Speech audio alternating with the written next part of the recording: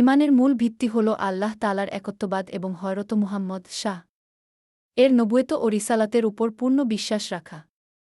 অন্তরে বিশ্বাস, মুখে স্বীকার এবং কাজের মাধ্যমে এর প্রতিফলন ঘটানো একজন মুমিনের প্রধান দায়িত্ব। ঈমানের দাবি হল ইসলামের ৫টি মৌলিক ইবাদত যথাযথভাবে পালন করা। এগুলো হল কালিমা, আল্লাহর একত্ববাদের সাক্ষ্য দেওয়া; নামাজ, প্রতিদিন ৫ ওয়াক্ত নামাজ সময়মতো আদায় করা; রোজা, রমজান মাসে রোজা রাখা; হজ, সামর্থ্য থাকলে জীবনে অন্তত একবার পবিত্র কাবা শরীফ জিয়ারত করা; জাকাত, নিসাব পরিমাণ সম্পদের মালিক হলে নির্ধারিত অংশ গরিবদের মাঝে বিতরণ করা; আল্লাহ তাআলা যা হালাল করেছেন তা গ্রহণ করা এবং যা হারাম বা নিষিদ্ধ করেছেন তা থেকে পুরোপুরি বিরত থাকা। জীবনের প্রতিটি ক্ষেত্রে আল্লাহর বিধান মেনে চলাই ঈমানের পরিচয়।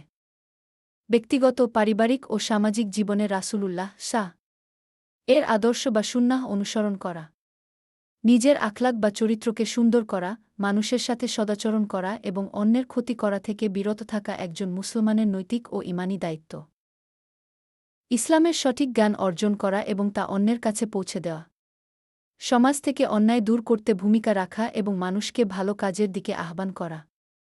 আপনি কি এই বিষয়গুলোর কোনো একটি সম্পর্কে আরও বিস্তারিত জানতে চান, নাকি আমল করার সহজ কোনো উপায় সম্পর্কে আলোচনা করব?